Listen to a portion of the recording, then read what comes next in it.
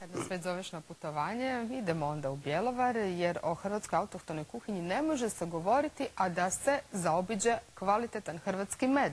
U bjelovarskom kraju, znam, Marijana, ima ga jako finog. Dobro jutro. Dobro jutro i vama i svim našim gledateljima. Evo iz Bjelovara, ugodno rashlađenog na -3 Celzijeva stupnja. Za nama je jedan ugodan vikend u kojem smo još uživali u ostacima snijega, a pred nama tjedan pun raznolikih zbivanja. Baš ona najzanimljivija bit će vezana uz med koji je evo Blaženka spomenula. Za pčelarima je teška proizvodna godina u kojoj su količine meda, pogotovo na kontinentu, podbacile zbog proljetošnjeg smrzavanja cvijeta bagrema. No kvaliteta ni u takvim uvjetima nije upitna, što najbolje pokazuje primjer proizvođača ovogodišnjeg šampionskog bagremovog meda u Bjelovarsko-bilogorskoj županiji, Milana Jantoleka iz Bjelovara. Zimi je pčelarova radionica Košnica. Milan Jantolek tu priprema okvire za novu sezonu. Ne bez razloga. Osim obnove postojećih, broj košnica sa sadašnjih 120 želi i povećati, jer proizvodnja mu se isplati, a misli da će biti još isplativija u Europskoj uniji. Ne bojim se ulaska u Europsku uniju, mislim da je to šansa za pčelare, jer nam se otvara jedno veliko tržište i da to trebamo iskoristiti, samo se trebamo još dobro pripremiti. Kvaliteta našim proizvođačima neće biti problem, što dokazuje i njegov šampionski med, proizveden u sezoni koju bi svi najradije zaboravili. On kaže, nema tu umjetnosti, samo rad. Pčelinja društva moraju biti jaka, mora se primjenjivati dobra pčelarska praksa i mora se potrefiti godina. Iako je bila loša, evo na jednom pčelinjaku je bila dobra i to su rezultati. Ovo je sve što je ostalo od oko 3,5 tisuće kilograma koje je lani proizveo, a najveći je dio prodao domaćim otkupljivačima na veliko. S obzirom da ga je bilo manje, cijena je bila nešto veća i mislim da je realna cijena bila. Po koliko ste vi prodavali na veliko i na malo? Pa na veliko je cijena bila od 25 do 30 kuna, a na malo ide po 40. Pčelarstvom se počeo baviti prije 7 godina, ubrzo nakon što je otišao u mirovinu, a baš se u tom razdoblju povećao i broj njegovih kolega u cijeloj zemlji. Danas ih je oko 9.000 i što je još važnije, sve je više mladih. Vidjeli su u pčelarstvu jednu granu poljoprivrede gdje su se našli i gdje su u prirodi i na taj način zarađuju za svoj život. Razloge vidi u dobroj organizaciji, jasno razrađenom sustavu potpora i isplativoj proizvodnji, koju i same udruge stalno unapređuju mnogobrojnim edukacijama.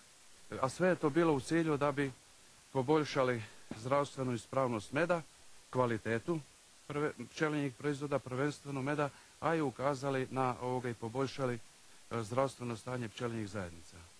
Kako su naučeno i primijenili na svojim proizvodima, javnosti će zajedno sa svojim kolegama iz zemlje i inozemstva predstaviti na sajamskom prostoru u Gudovcu na 9. Međunarodnom pčelarskom sajmu. A što nas sve očekuje na Međunarodnom pčelarskom sajmu koji se održava 2. i 3. veljače, dakle ovog vikenda, doznaćemo od Martina Kranjeca, predsjednika Hrvatskog pčelarskog saveza. Dobro jutro. Dobro jutro i vama. Evo, donijeli ste nam samo mali dio onoga što proizvode hrvatski pčelari, jer da kako ovdje nikako ne bi stalo sve ono čime se oni bave. Koliko ih dolazi na pčelarski sajam i iz kojih sve zemalja, neće biti samo hrvatski izlagači?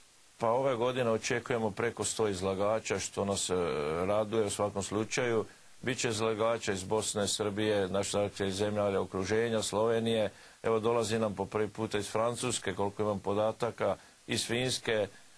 Dakle, bit će i stranih izlagača, bit će naših izlagača, uglavnom sve hale su pune, tako da što sa opremom, što sa medom i pčelarskim proizvodima. Znači imate slatke brige, rekli biste tako, i bez obzira na med koji proizvodite. Upravo tako. Evo, pa mislim da svake godine uspijevamo na neki način ono što cijele godine pčelari i njihove pčele rade, tako da onda evo tog vikenda pokažemo ne samo našim korisnicima proizvoda, potrošačima u bjelovarskom dijelu naše regije, nego i šire, tako da evo mi smo spremni i mislim da samo nek nas posluži vrijeme da će sajam uspjeti.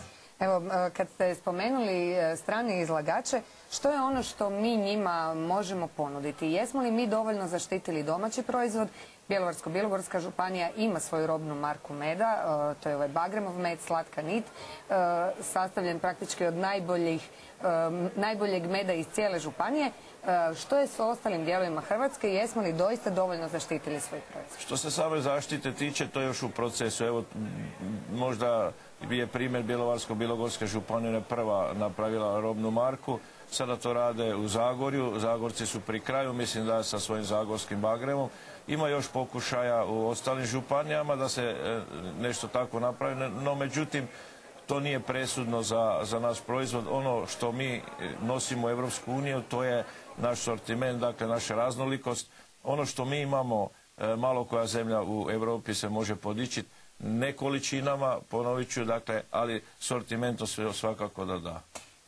Isto tako, pred ulazak u Europsku uniju čuli smo evo i od ovog jednog od najuspješnijih proizvođača prošlogodišnjih, nema straha od te unije. Postavlja li ipak ona neka ograničenja? Mi ove godine nismo baš izvozili jer praktički nismo imali što, a inače proizvedemo nekih 6 do 7 tisuća tona.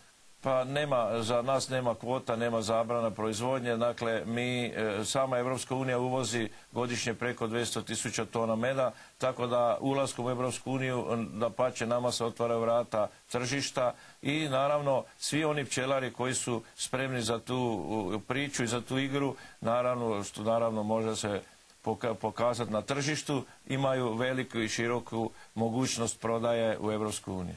I još samo kratko, je li država učinila sve da biste vi bili tako spremni? 18 milijuna kuna u ovogodišnjem proračunu je dovoljno, hoćete li ih potrošiti? Pa ne vjerujem da ćemo sve potrošiti s obzirom na kratkoću vremena, jer nama se sada preklapa, mi do ulaska u Evropsku uniju moramo zatvoriti pčelarski program, to je dakle 31.7. A isto tako već nam u 9. mjesecu kreće nova godina sa novim potporama, istim načinom, samo je drugačije. Europa ima od 9. mjeseca do 9. mjeseca. Tako da mi smo spremni što se nas tiče, naravno da još tu može biti, još imamo, evo reći ćemo, trčimo zadnji krug, ali evo mi smo spremni, programi su gotovi, idu u Brisel na odobravanje, tako da ne vidimo razlog zašto ne bi bili, a sve ovo drugo što se zakonodavstva tiče mi smo uredili sa Europskom unijom, tako da evo, pčelari mogu mirne duše ići u Europsku uniju, znajući da su evo u istoj ravnini sa njihovim partnerima tamo. Hvala vam lijepa što ste bili naš gost. Želim vam uspješan sajam i dakako uspješnu pčelarsku sezonu koja je pred vratima. Hvala i vama i pozivamo sve da nam se odazovu.